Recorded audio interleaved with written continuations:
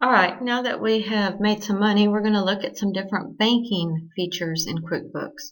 As you can see on the home page, you have a banking area here, and we are going to first look at our banking accounts. So I'm going to go to List Chart of Accounts.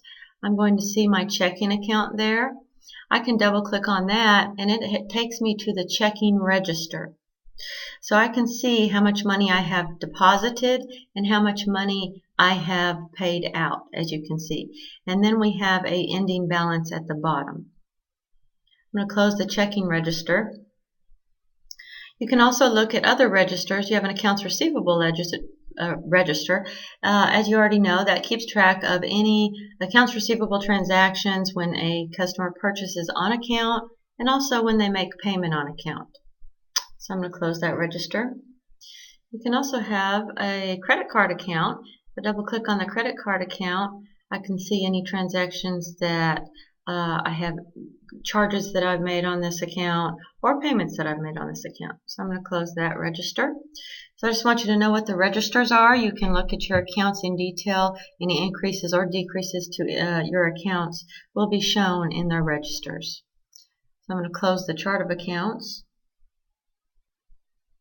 Oh, one other account I wanted to look at was an account called Undeposited Funds. Okay, that's an important account, so I'm going to double click on that to open it up.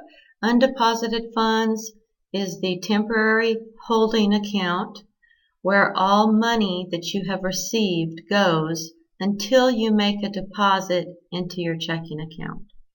And so we are going to be looking at deposits next. So I'm going to close that. Any monies you received from payments on account from your customers, from sales receipts for the week or the month, all that money needs to be deposited in your bank eventually. So to do that, you're going to click on Record Deposits in the banking area. And automatically, all payments that have been received comes up. Now you can check mark specific ones that you want to deposit, or you can click them all. And you can click the Select All button to do that.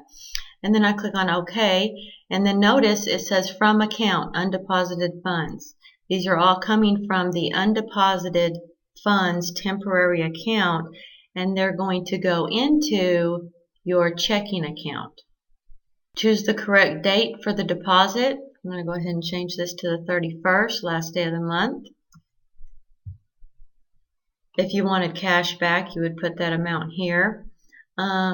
Now this is not physically depositing into our bank account at our bank. We would actually, this would be after we went to the bank and made a deposit of all the checks and cash that we received in our business for the week, for example.